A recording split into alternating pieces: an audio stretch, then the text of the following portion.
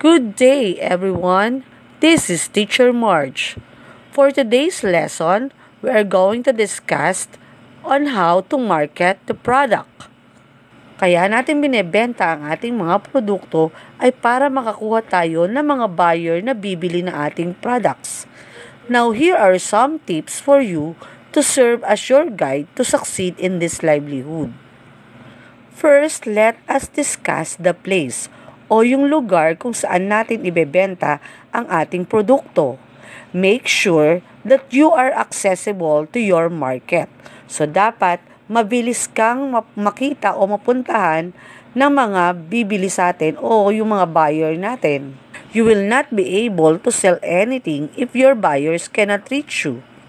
If your place is not easily accessible or difficult to find, offer free delivery truck for bulk orders. So, for example, may mga produkto ka, hindi naman madaling ma-access yung lugar mo. Very difficult to find din. So, ikaw, mag-o-offer ka ng free delivery truck for bulk orders and then, bibigyan mo sila ng charge within minimal amount lang as delivery fee for smaller orders. Then, we can also join local fairs.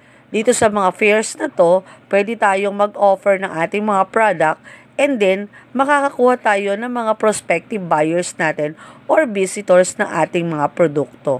From then, pwede na silang umorder sa atin. Then number 2 or next, we have the quality of the product. No amount of marketing will succeed if a product is of poor quality.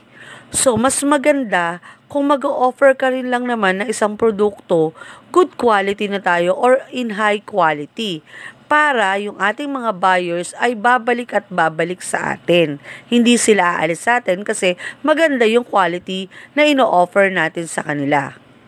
Most especially, kung maglo-launch pa lang tayo ng product, mag-conduct tayo ng product tasting. Invite natin yung mga kaibigan natin, mga family members natin o mga kapitbahay natin para matest yung ating produkto kung talaga bang poor quality or good quality. From then, makakapagbigay sila ng feedback at may improve natin ang ating product. Then number 3, we have efficient worker or helper. Once the orders begin to come in, and you start getting swamped by customers, you will need to hire and train someone to help in production, marketing, and delivery.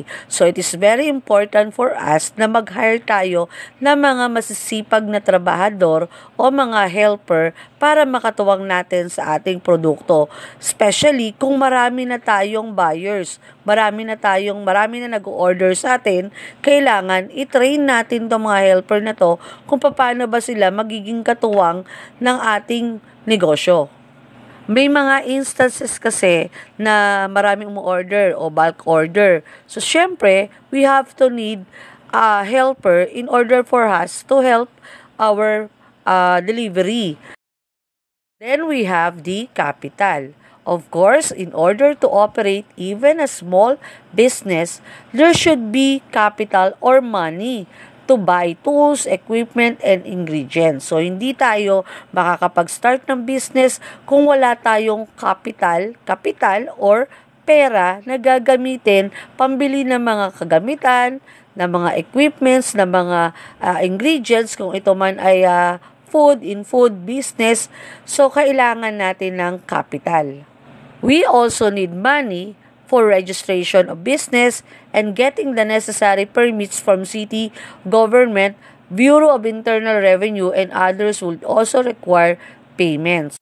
Even the place of business storage facility should be maintained and kept clean and orderly. So, syempre, mas maganda kung maayos, malinis, lagi natin na maintain ang ating business storage facility. Mas maganda. Then lastly, we have the management.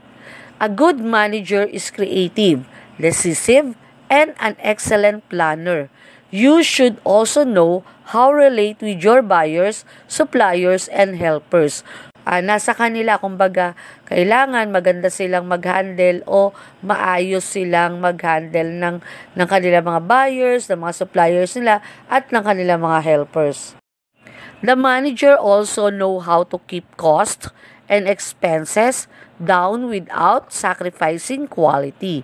So, syempre, ang mga manager na to, o silang mga manager, alam nila kung paano nila i-keep yung mga presyo, yung kanilang nabili, yung mga expenses nila, yung gagastusin nila, na hindi nagsasacrifice yung quality ng kanilang produkto. So, record keeping and accounting are also important responsibility of a good business person. So, syempre, kailangan lahat ng ina-in natin, ina-out natin na pera, kailangan naka-record ito para makita natin kung ano ba ang nangyayari sa ating business. Kumikita ba tayo o nalulugi ba tayo? So, palagi lang natin tatandaan na napakahalaga ng lugar, ng quality ng produkto natin, ng mga taong makakasama natin, at importante rin na may kapital tayo bago tayo magsimula, at yung mag-handle mismo ng business dapat ay mahusay at mabait sa kanyang mga tauhan. At alam niya kung ano yung ibig sabihin ng good quality ng isang produkto. So, ayan, ngayon ay natutunan na natin kung paano ba i-market ang ating mga produkto. Sana ay may natutunan kayo sa ating aralin sa araw na ito. Hanggang sa muli, ito po si Teacher Marge. Huwag kakalimutan mag-subscribe, i-like ang aking video, at i-hit ang notification bell for my future videos. Thank you!